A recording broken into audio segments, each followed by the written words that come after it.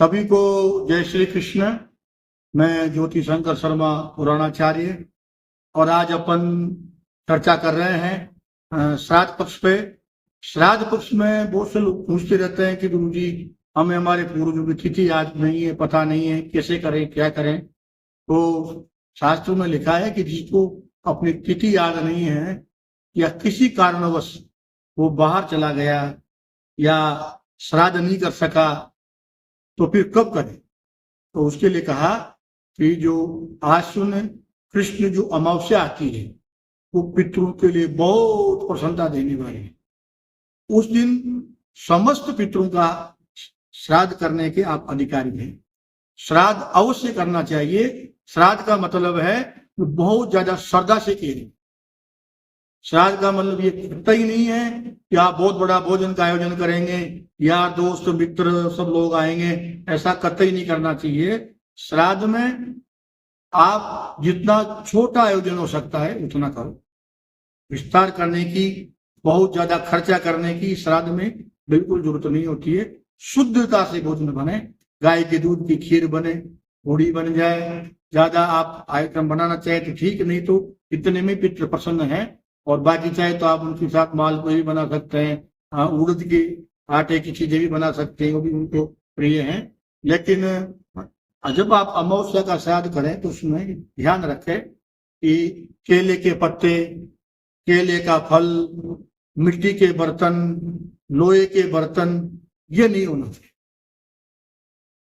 ये तो ठीक थे ही पितृ लोग उस श्राद्ध को स्वीकार ही नहीं करते, इसलिए इन चीजों का भी ध्यान रखना चाहिए। और कुछ आप चाहें तो सबसे पहले तो आप भाग्यशाली हैं कि आपके घर में पौत्र है, उसको श्राद्ध का भोजन कराएं।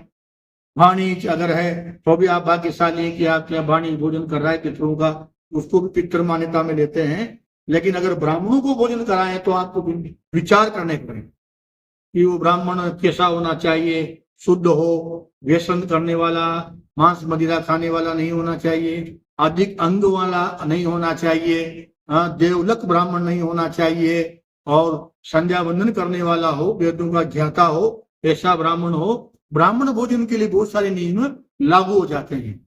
एक समय भोजन हो कुतुब बेला में, यानी कि 15 पहर मुहूर्त का दिन होता है तो 8वें मुहूर्त में श्राद्ध करना चाहिए। तो मांस का श्राद्ध करोगे कब करेंगे? 8वें मुहूर्त में। 8वां मुहूर्त कब आएगा? दिन के 12 बजे के बाद, जब सूर्य का प्रकाश थोड़ा मंदा हो जाए तब वो भोजन हो। वो भोजन करने वाला ब्राह्मण और करवाने वाले सभी एक समय भोजन करें। 2 समय भोजन करना निषेध है। ब्रह्मचार्य से रहे और शुद्ध भोजन करें। और आपके घर में चांदी के बर्तन नहीं है तो छूरा, पलाश जिसको बोलते उसकी पत्तल पे भोजन कराएं। इस तरह के इन पे आप भोजन करवा सकते हैं। लेकिन लोहा, मिट्टी, इन चीजों का श्रद्धा, केले के पत्ते, इनका त्याग होना ही चाहिए। बेसन का त्याग होना चाहिए। वैसे तो बहुत सारी चीजें हैं लेकिन साधारण श्राद्ध करते हैं तो ये करें। तर्पण अवश्य करना चाहिए। पितरों का नाम लेकर के अंगूठे की तरफ से जो है सो अपशव्य वो करके तर्पण करें। जनेऊ को दाहिने कंधे पे ले लें और अपशव्य की करें। देव तर्पण, ऋषि, मनुष्य तर्पण, ऋषि तर्पण और पितृ तर्पण होते हैं। तो आपका गोत्र बोल करके पिताजी का नाम लेके अंगूठे की तरफ से जल डालें। फिर परपिता, दादाजी का नाम, परदादाजी का नाम, ऐसे माता, दादी, परदादी नाम लेकर के पितृपिंताम बोले तो उससे पितृ प्रसन्न होते हैं। पितरों को जल में और अग्नि में दोनों जगह भाग देने का अधिकार है। आप आहुतियां देकर के भी दे सकते हैं और जल से भी दे सकते हैं। सौदाहा इनकी दाग विभाग का काम करते हैं जो पितरों के दिए भोजन को पहुंचाए। सूक्ष्म रूप से पितृलोक मृत्यु लोक में निवास करते हैं। पितृलोक में जब आश्विन कृष्ण चलता है तो कहते हैं कि यमालय खाली हो जाता है। पितृ 15 दिन में देखने आते हैं कि हमारे घर में क्या हो रहा है, हमारे बेटे बहू क्या कर रहे हैं, हमने जो सही मार्ग दिया था उस पर चल रहे हैं या नहीं चल रहे हैं, संभालने के लिए। तो हमारा दायित्व होता है कि हम जब वो पितृ आए हम उनका स्वागत करें। वो सूक्ष्म शरीर में आते हैं, स्थूल शरीर उनका होता नहीं है, तो वो आशीर्वाद है। आपके घर में कुछ भी नहीं हो, पद्म पुराण में लिखा है तब भी श्राद्ध करें। बोले कुछ भी नहीं हो तो कैसे करें? कि आप दोनों हाथ ऊपर कर दो और ये कहें कि हे पितरों, मेरे पास तो कुछ भी नहीं है, मेरी प्रार्थना को आप श्राद्ध के रूप में स्वीकार करें। थोड़ी सी घास तोड़ करके गाय को डाल दें, पितृ उसमें भी प्रसन्न हो जाए। तो इस प्रकार से अमावस्या का श्राद्ध करना चाहिए और पितरों का आशीर्वाद लेना चाहिए।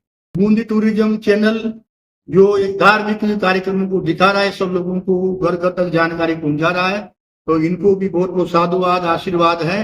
और ईश्वर से और माता जी से प्रार्थना करते हैं कि इनके चैनल को खूब सफलताएं मिले और खूब आगे बढ़े।